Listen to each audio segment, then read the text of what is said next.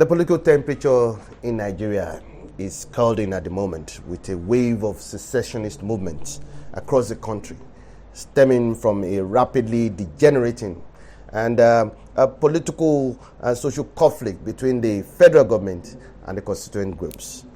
Fueling this separatist movement is the government's sense of impunity, the widespread poverty in the country, the chronic underdevelopment and worsening levels of insecurity, especially the threat posed by the attacks of nomadic Fulani headsmen. Questions are being raised. Is this government unwittingly radicalizing the public against itself? We'd also examine these complex issues and other legal issues associated with Nnamdi Kanu's arrest, trial, and the agitations from the southeast. We have Barrister Malcolm Omirhobo. It's a pleasure having you on SaharaTV again, sir. I'm grateful to be here. Barrister, Nigeria seems to be in a conundrum at this point in time with regards to the trial of Nnamdi Kanu and other secessionist movements across the country. Questions are being raised as to the fact that is this government, this Buhari-led government, is it unwittingly radicalizing the public against itself? What's your reaction to this? My reactions is like yours or every other Nigerian citizen, that the government is responsible for what's happening in the country today. You call these people separationists. They are not really separationists. They are agitators. We have not gotten to the level of separationists. When we get to that level, the government will know. And that is the next level. After agitation, it gets to a situation where people will say we must leave, and that's the stage we are about to get to. The government ordinarily, why would the government fail to listen to people? People agitating, asking for their rights. What rights are they even asking for? Right to life. Right to life. We as a people, we have been given life, right to life by God. It's a right that no man can take from you. But we have surrendered it to the state and say, okay, I give you my life, protect me. The state cannot protect the people. And the people we're not even talking about political positions. We're not talking about food now. We are talking about life, for God's sake. The government cannot protect our lives. So people are now saying that, are we second-class citizens? Are we not human beings? Can't you protect our lives even though we cannot feed? So the government has created that position. They want you to discourse, but they know that you will not succeed because of this evil document called the 1999 Constitution. It has made it so glaring that you cannot, from the south, you cannot pass a bill. It's not possible. It will take the camel to pass the eye of the needle than for you to pass any bill that will talk about sitting down and looking at the structure of restructuring this country. It will never happen. These people will never allow it to happen. So the government has failed to listen to the people, and that has led to agitation. I am not blaming Sunday Igboho. I am not blaming Kanu. They have done the right thing in the circumstance. They have come out to defend their people. They might have been doing it. That's the only way possible, because the government is not listening. And let me tell you, we are going to have more Igbohos and we are going to have more Kanu. Yes, I am telling you, we have major 250 ethnic nationalities in Nigeria. I will tell you what, that the federal government, they should be ready for it, because there's going to be agitation even from the north, even from Katsina. In the south here, we just believe that it is, you just have Hausa and Fulani alone in the north. No, we even have more ethnic nationalities in the north than we have in the south. Do you know, in the whole West, we have just Yoruba. In the whole in the whole East, we have just Igbos. If you go to Adamawa, from this street to this street, you see different people. They don't speak the same language. They don't have the same culture. The only thing they have in common is that they are living side by side. They are neighbors and they respect themselves. They are not. Some are not Christians. Some are not Muslims. So these people now, they are now becoming aware of what the government is doing, that they want to Fulanize this country. They want to grab the whole land and take everything. Now, how can you explain a situation like this? You arrest agitators, but you refuse to arrest bandits. You arrest agitators, but you refuse to arrest terrorists, people who have shot down a country's aircraft, people who have hosted a flag in Mina, less than 2 hours to your capital. Have you ever heard about that story? It has died down because the government is a terrorist. I repeat, the Nigerian government is a terrorist government. If let us call a spade, and let us not pretend about it. Igboho and Kanu are not supposed to be on trial. It is Buhari that is supposed to be on trial. Buhari is very unpatriotic Nigeria. I'm saying it without, I'm not mising word. Buhari is a very unpatriotic Nigeria. In fact, he should be tried for treason. I'll tell you why. Some time ago, Buhari went to America, sat down there comfortably, discussing with the President of America, telling the President of America that our problem stems from Libya, that people who were fighting in Libya after the war had brought in arms and ammunition, sophisticated arms and ammunition to the Sahel, and have trickled down to Nigeria, and they are the cause of the instability in Nigeria, making it clear that it is not Nigerians that are causing our problems. They are foreigners. He went to London, he repeated this thing. Many other state governors in the north, what's his name now? Danguje, the Bauchi governor, they have said this problem is not being caused by Nigerians. That there are some people, some Fulanis from the other countries coming into Nigeria as a result of the ECOWAS protocol of movement. They've come into Nigeria and they are the ones causing this problem. Now, if these are established facts, would you prefer these foreigners to your own countrymen? Why will you allow these foreigners to be killing your own countrymen, and you refuse your fellow compatriots? You're allowing them to kill them and you're not doing anything. You're allowing them to shut down your educational system. They kidnap children, rape them, sodomize them, ask for ransom. Nobody is being arrested. Nobody is being prosecuted. What do you call that? Is that not being the act of lack of patriotism? Is that not treason?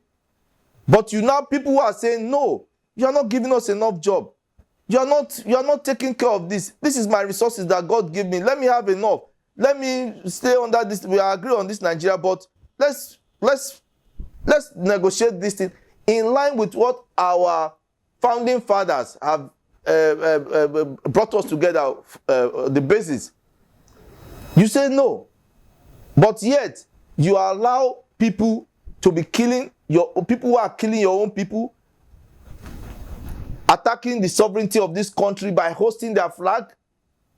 You have not tried them. You have not prosecuted them. You have forgiven them. You have sent them abroad for school, to school. You have reintegrated them into the society. So who is supposed to stand trial? Malami is supposed to stand trial. Buhari is supposed to stand. They are the ones that should be prosecuted, not Kanu, not Igboho. Let's look at the Kanu's trial as an example, so to say. Kanu's well-being in the custody of the Nigerian government has now been a matter of monumental importance. And considering the fallout of the extrajudicial treatment, so to say, from arrest to the possibility of his torture and imprisonment with trial, and has one begins to wonder whether this is going to fuel more grievances, considering the fact that the DSS failed to produce him in court for trial of Monday, and the court had to adjourn the trial to the 24th of October.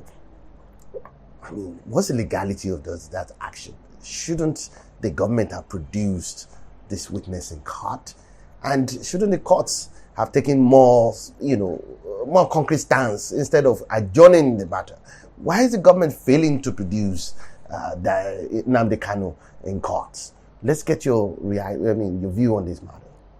That's to tell you that the government and the people in government see themselves superior to others, that they can do anything to others without any consequence. How, if you as a government can spend money to, I don't use the word extradite, or what do you call it, from outside this country to bring this man here. If you can do that, then why can't you prosecute him? Then what's the essence of bringing him? To punish him? Kanu is innocent until proved guilty. He must be accorded all the respect of an innocent Nigerian citizen who is standing trial. There's no way that, in fact, it is highly irresponsible of the government, highly irresponsible and unacceptable to us, that they will come to court and start telling, that's how they manage this country. Ordinarily, to bring somebody in detention to court, you cannot. Can you manage a country? So there's no excuse, except they are just trying to douse tension, because actually, if Kanu had come to court that day, I don't know what would, to have been a different kettle of fish. So maybe the government is trying to study. I'm not making a case for them, but then there are ways they can handle this thing. Bring this man to court. The fact that the courts are going on vacation, yes, I agree, but you have this is a national issue, whether you like it or not, because it concerns one of the most the major ethnic group in Nigeria. You understand? And it's also a very powerful ethnic group in Nigeria. It concerns them, and that is why the government should expeditiously dispense with this case and let justice be done. Let justice prevail. That's it. There's no need to waste time. They should bring this man to court and prosecute him. If they think he has done, they have to prove their case beyond all reasonable doubt.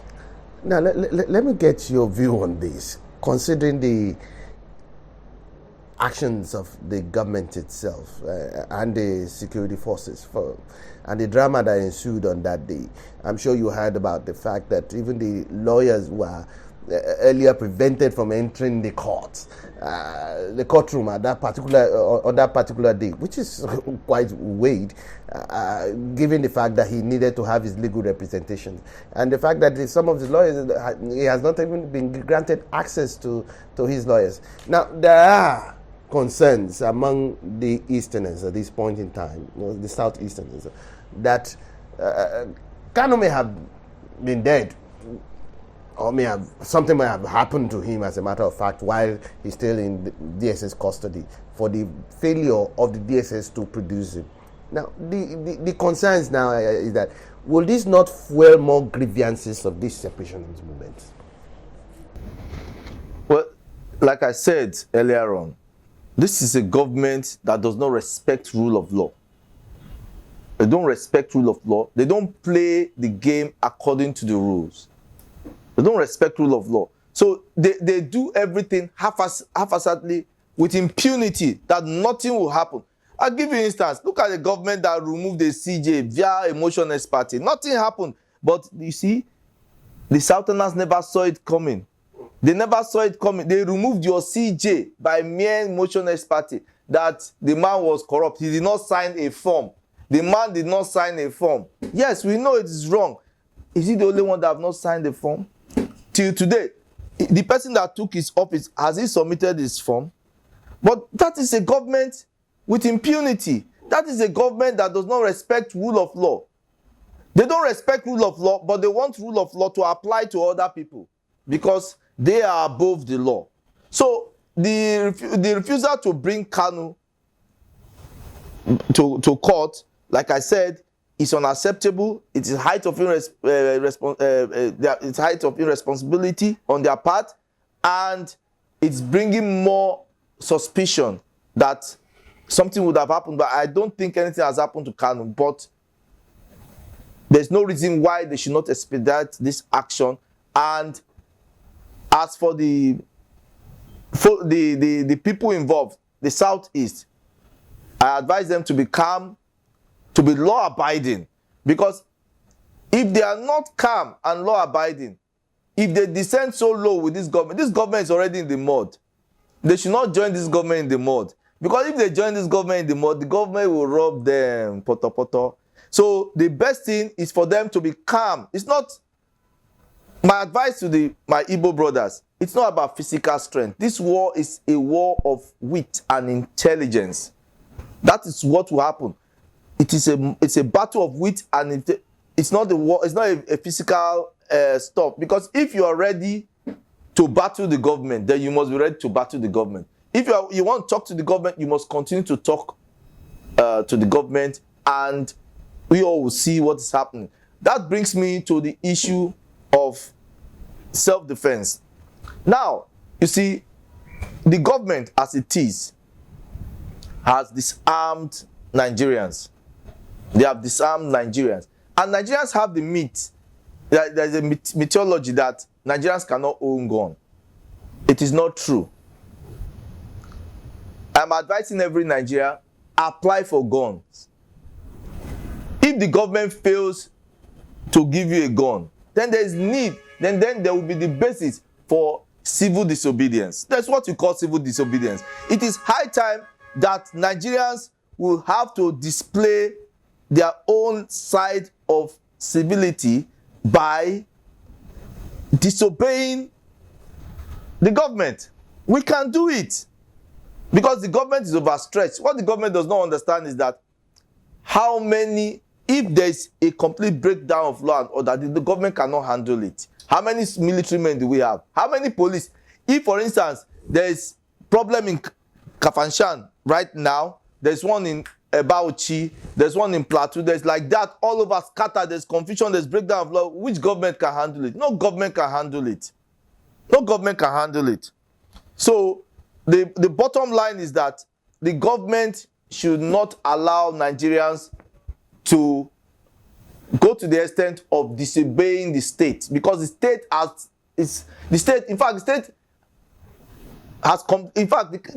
lost its legitimacy without knowing. Nigerian state has lost its legitimacy, because very soon people will not respect the state anymore. They will do what pleases them, and there's nothing the state can do. Now, what in your own opinion should the government be doing at this point in time in order to address Nigerians' legitimate concerns instead of attacking secessionist leaders? I mean, looking at it as a means of killing separatist movement. I don't want to use that word secessionist. When we get to that stage, you will know. Igboho and Nnamdi, they are children now. You see, as far as this issue of agitation, secession, and all that is concerned, okay, what we have now, they're just agitators. When you talk about secession, you don't secede with mouth. You secede with arms and ammunition. That's when we get to that bridge, the government will understand.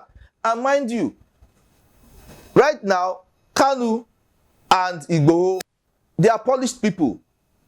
They are polished people that can still talk. The people that will come, there are people that cannot talk, people that they don't even want to, they are animals, they don't even want to listen. Talking about sitting down on the table is not an issue. They want to do what is in their mind. And that is when you now talk about having warlords. That's where we are going to, where we have warlords. You understand? Like in Afghanistan, like you have in Congo, like you have in Cameroon. You have people, warlords, who will take over different parts of Nigeria. And at that point, there will be no talking. So what the government can do to move this country forward is to come clean. Let us go back to the pre-military intervention into Nigerian politics. Where were we as at 1963? How can we improve on this? That is where we should go, so that we can now allow each region. The other day I was in Ibadan. my God, I was marveling when I looked at the edifice of Cocoa Building. I was looking at it. I said, God, I said, did somebody build this thing in 1960 something? Look at that structure. Some countries don't have that structure. I'm telling you. I moved from there. I went to NTA Ibadan. The first, my brother, believe you me or not, Nigeria had television station before France. Nigeria, that is because there was regionalism. The East, they were doing their own thing. The North, there was competition everywhere, healthy competition. You had the free education in the West. The East, the North, you have the Granite Pyramid. You have the heights and skin in the North. There was competition. Nobody was relying on oil and say, okay, oil must be the main revenue. Everybody was generating their revenue, then paying to the center and developing their regions or their state at their own pace. So we need to go back. There's nobody that will lose if we go back to the drawing board and see that. I believe in one Nigeria. Believe you me, till tomorrow, I believe in one Nigeria where there's equity, fairness, and justice.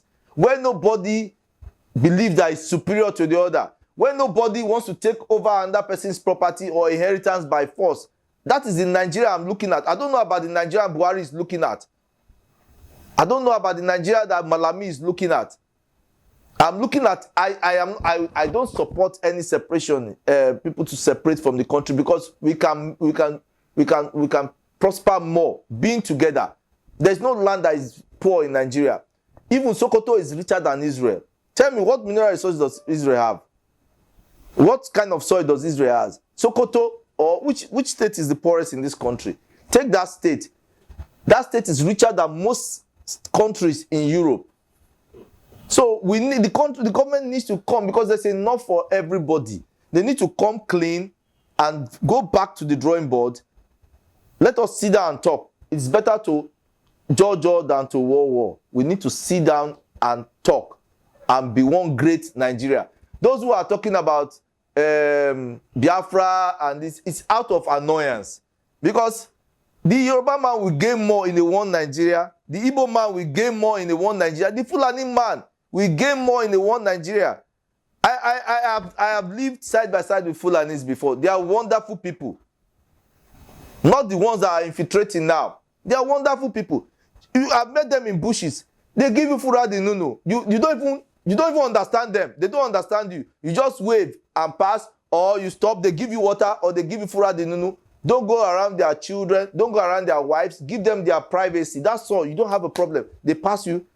And that is what it was before. People now are trying to spoil this harmony that we have as a people that God has blessed, that we are failing to manage our diversity.